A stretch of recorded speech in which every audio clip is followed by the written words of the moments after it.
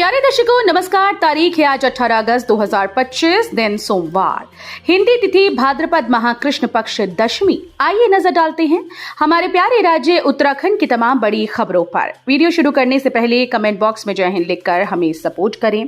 तो चलिए शुरू करते हैं। उत्तराखंड के 8,300 श्रमिकों की बल्ले बल्ले, मुख्यमंत्री धामी ने खातों में भेजे 25 करोड़।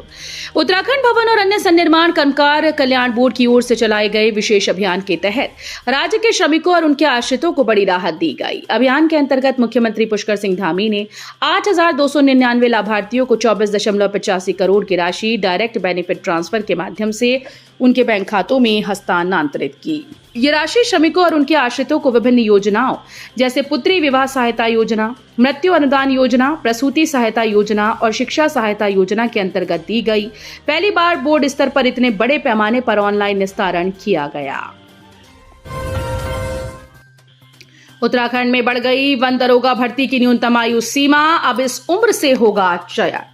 उत्तराखंड में फॉरेस्टर वन दरोगा बनने के लिए न्यूनतम आयु 18 से बढ़ाकर 21 साल की जा सकती है। साथ ही शैक्षिक योग्यता भी 12वीं की जगह स्नातक ग्रेजुएशन की जाएगी। वन विभाग की सीधी भर्ती नियमावली में शासन बदलाव की तैयारी में है। वर्षों से चली आ रही कर्मचारियों की मांग के बाद ये कदम उठाया जा रहा है। वर्तमान में वन दरोगा की सीधी भर्ती में न्यूनतम शैक्षिक योग्यता इंटरमीडिएट और कम से कम आयु सीमा 18 साल है। वन विभाग के कर्मचारी पुलिस की तर्ज पर वन दरोगा को भी 4600 ग्रेड पे दिए जाने की मांग उठा रहे हैं। पंचायत चुनाव में हुई धांधली के खिलाफ यात्रा निकालेंगे हरीश रावत, बीजेपी की नसीहत। पूर्व मुख्यमंत्री हरीश रावत ने कहा कि सरकार ने पंचायत चुनाव के दौरान जमकर पंचायती राज व्यवस्थाओं की धज्जियां उड़ाई। पंचायत चुनाव में की गई धांधली को जनता की अदालत में ले जाने के लिए वो सितंबर में न्याय यात्रा शुरू करेंगे। कांग्रेस मुख्यालय राजीव भवन में मीडिया कर्मियों से बातचीत में रावत ने कहा कि इन चुनाव में हर स्तर पर लोकतंत्र की हत्या की गई है। कांग्रेस का संगठन भी चुनाव में गड़बड़ी के खिलाफ निर्णायक जंग छेड़ने जा रहा है। उत्तराखंड में बारिश का कहर, बागेश्वर में घरों और सड़कों को भारी नुकसान, बेघर हुए लोग। अतिवृष्टि से कई लोग बेघर होने लगे हैं। भलोड़ी गांव में एक मकान ध्वस्त हो गया। इसके अलावा कई अन्य जगहों पर भी भवनों को नुकसान हुआ। कई गांवों में मकानों के आंगन ध्वस्त होने से ग्रामीण दहशत में हैं। इधर झटक्वाली के पास एनएच पर भूस्खलन होने से घंटों यातायात बाधित रहा। रवाई खाल के समीप भी कई घरों में मलबा घुस गया। मलबा आने से कौसानी गरुड़ मोटर मार्ग पर लंबा जाम लगा रहा। उत्तराखंड में इन बिजली उपभोक्ताओं की जेब पर बढ़ने वाला है भार, सरचार्ज बढ़ाने की तैयारी। उत्तराखंड पावर कॉर्पोरेशन लिमिटेड प्रदेश के ओपन एक्सेस उपभोक्ताओं पर अतिरिक्त अधिभार लगाने की तैयारी में है। इसका प्रस्ताव उत्तराखंड विद्युत नियामक आयोग के समक्ष प्रस्तुत किया था। प्रस्ताव पर 18 अगस्त तक आपत्ति व सुझाव मांगे गए थे। सोमवार को आपत्ति की अवधि समाप्त होने के बाद आयोग अध्ययन कर जल्द निर्णय सुनाएगा। यह अधिभार वृद्धि आगामी 1 अक्टूबर से 31 मार्च 2026 की अवधि के लिए प्रस्तावित है। चुनाव के दौरान हुई फायरिंग मामले में एसएचओ निलंबित, सीओ के खिलाफ कार्रवाई की सिफारिश। उत्तराखंड के नैनीताल जिले के बेतालघाट ब्लॉक प्रमुख और उप प्रमुख चुनाव के दौरान हुई गोलीबारी की घटना को राज्य निर्वाचन आयोग ने गंभीरता से लिया है। आयोग ने बेतालघाट के थानाध्यक्ष अनीश अहमद को तत्काल प्रभाव से निलंबित कर दिया, जबकि भवाली के पुलिस क्षेत्राधिकारी प्रमोद शाह के खिलाफ शासन को विभागीय कार्रवाई की संस्तुति भेजी गई। आयोग के संयुक्त सचिव कमलेश मेहता की ओर से जारी आदेश में कहा गया कि प्रेक्षक की 14 अगस्त को भेजी गई रिपोर्ट के आधार पर यह कदम उठाया गया है। नैनीताल जिला पंचायत चुनाव बवाल, नेता प्रतिपक्ष यशपाल आर्य पहुंचे भगवान के दरबार, बोले गोल जीव न्याय करेंगे। जिला पंचायत अध्यक्ष के चुनाव के दौरान हुए बवाल को लेकर नेता प्रतिपक्ष यशपाल आर्य ने अब फेसबुक पर अपनी पीड़ा जाहिर की है। यशपाल के अनुसार उत्तराखंड की राजनीति में इससे पहले कभी ऐसी अराजकता नहीं दिखी। दिन दहाड़े जिप सदस्यों का अपहरण होना पहाड़ की संस्कृति और संस्कारों पर किसी बड़े हमले से कम नहीं, लेकिन उन्हें पूरा विश्वास है कि इंसाफ के देवता गोल जीव जरूर न्याय करेंगे। देवताओं से जुड़े इस पुण्य भूमि पर अन्याय ज्यादा देर टिक नहीं सकता। 14 अगस्त को नैनीताल में जिला पंचायत अध्यक्ष को लेकर चुनाव को लेकर मतदान प्रक्रिया खत्म होने से पहले ही जमकर बवाल हुआ है। मतदान करने जा रहे 5 जिला पंचायत सदस्य गायब हो गए, जबकि कांग्रेस का कहना था कि पुलिस के सामने इन सदस्यों का अपहरण किया गया। उसके बावजूद खाकी मूक दर्शक बनी रही। गड्ढों ने रोकी रफ्तार। देहरादून सहारनपुर हाईवे पर मोहंड में लगी वाहनों की कतार। देहरादून सहारनपुर हाईवे पर यात्रा करने वाले लोगों के लिए रविवार का दिन परेशानी भरा रहा। मोहंड के पास सड़क पर बने गड्ढों ने न केवल वाहनों की रफ्तार थामी बल्कि लंबा जाम भी लगा दिया। हालात ये रहे कि कई किलोमीटर तक वाहनों की कतारें लगी रहीं और यात्रियों को सड़क पर फंसे रहना पड़ा।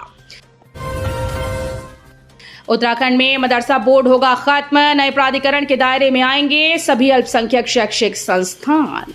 अल्पसंख्यक शैक्षिक संस्थानों को लेकर धामी कैबिनेट ने ऐतिहासिक निर्णय लिया है। इस कड़ी में उत्तराखंड अल्पसंख्यक शैक्षिक संस्थान विधेयक 2025 को मंजूरी दी गई, जिसे ग्रीष्मकालीन राजधानी गैरसैंण में 19 अगस्त से प्रारंभ हो रहे विधानसभा के मॉनसून सत्र में पेश किया जाएगा।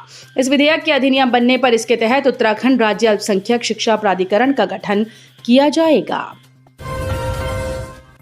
सावधान, देहरादून एयरपोर्ट रूट पर घूम रही है मौत, संभल कर चलाएं गाड़ी। देहरादून एयरपोर्ट तिराही के पास हाथी सक्रिय है। ये क्षेत्र हाथी कॉरिडोर भी माना जाता है। यहाँ अक्सर हाथी सड़क पार कर एक छोर से दूसरे छोर पर निकलते हैं। देर रात भी यहाँ पर हाथी मार्ग के किनारे खड़ा दिखाई दिया, जो कि मार्ग पर पड़ी पॉलिथीन व अन्य कचरे को खाता दिख रहा था। इस मार्ग पर रात्रि को जाने वाले वाहन चालकों को यहाँ से सावधानी से गुजरना होगा, अन्यथा हाथी नुकसान भी पहुंचा सकता है। हालांकि क्षेत्र में वन विभाग लगातार सक्रिय रूप से गश्त बनाए हुए है। 7 फेरों के बाद सामने आया दूल्हे का ऐसा सच। दुल्हन के पैरों तले खिसकी जमीन, कोर्ट से शादी कैंसिल करने की मांग की। बनकर क्षेत्र की एक नवविवाहित युवती ने पीलीभीत उत्तर प्रदेश निवासी अपने ससुरालियों पर बेटे के मानसिक रोग और शारीरिक अक्षमता को छिपाकर शादी करने का आरोप लगाया। आरोप है कि युवक के नपुंसक होने की बात सामने आने पर उन्होंने जब ससुरालियों से शिकायत की तो आरोपितों ने उत्पीड़न किया। पीड़िता ने धोखाधड़ी का आरोप लगाते हुए विवाह को शून्य घोषित करने के लिए कोर्ट का दरवाजा खटखटाया है। उत्तराखंड में चल रहे फर्जी शिक्षा बोर्ड का पर्दाफाश। कहीं आपके बच्चे ने भी तो यहां नहीं लिया एडमिशन। उत्तराखंड विद्यालय शिक्षा परिषद ने स्पष्ट कर दिया है कि उत्तराखंड ओपन स्कूल और काउंसिल ऑफ ओपन स्कूलिंग की ओर से जारी हाई स्कूल और इंटरमीडिएट प्रमाण पत्र किसी भी स्तर पर मान्यता प्राप्त नहीं है। इन दोनों संस्थानों की वेबसाइट के माध्यम से किए जा रहे दावों की जब सभी स्तर पर जांच की गई तो ये संस्थान फर्जी पाए गए। शिक्षा विभाग ने छात्रों को आगाह किया है, साथ ही वो इन संस्थानों की पुलिस में शिकायत करने की तैयारी कर रहा है।